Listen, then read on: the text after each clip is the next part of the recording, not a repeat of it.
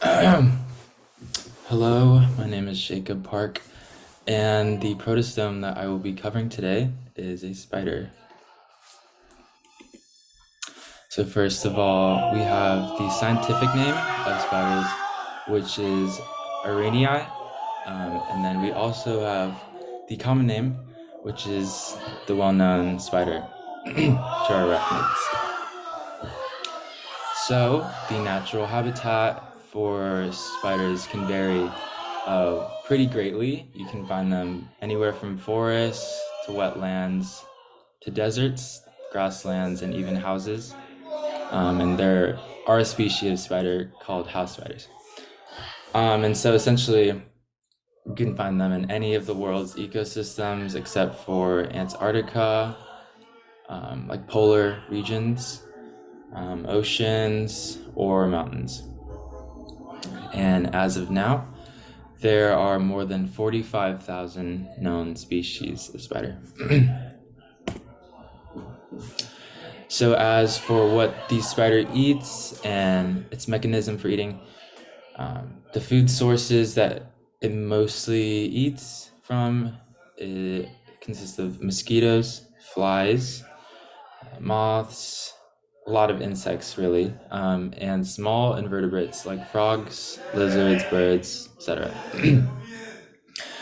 And so the way in which spiders eats, as spider eats, is with its fangs. And so because they're chelicerates, they pierce their prey and release digestive enzymes through venom. These enzymes essentially liquefy the insides of their prey, which allow the spiders to drink essentially their prey. And once they are done with their meal, only an exoskeleton remains of the prey.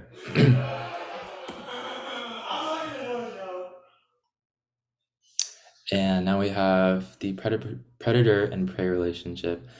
Um, as this is kind of compounding on the previous slide, but like I said, they are predators to insects and some small invertebrates like frogs. However, the things of which prey upon spiders are amphibians, reptiles, and fish. And as you can see, this image is uh, a spider eating a fly using that same eating mechanism that we were talking about earlier.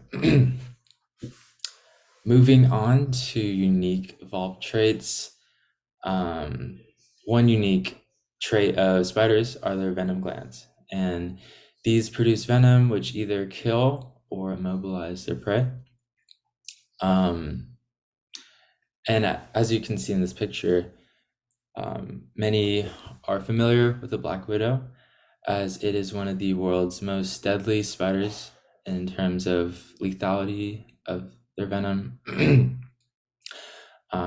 at least on their effect on humans. Next, we have ecdysis.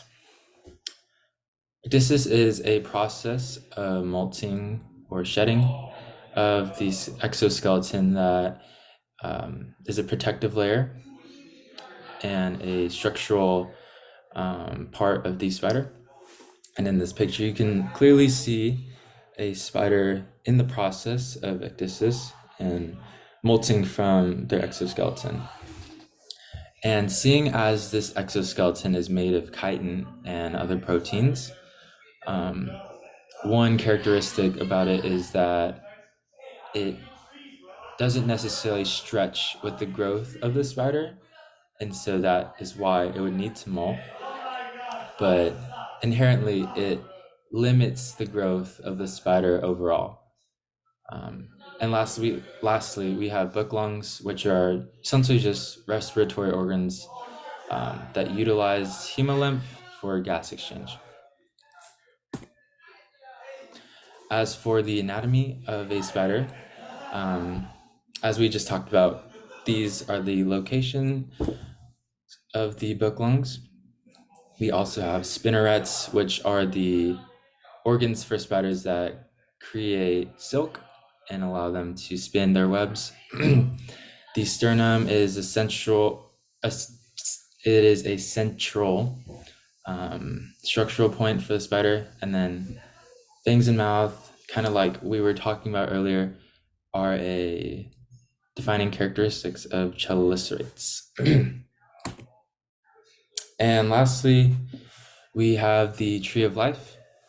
So knowing that spiders are a type of arthropod, and more specifically chelicerates, going back, um, arthropods are a group of ecdysozoans, and even larger than that, they are protostomes, which is the group that we're talking about for this assignment. And that's it.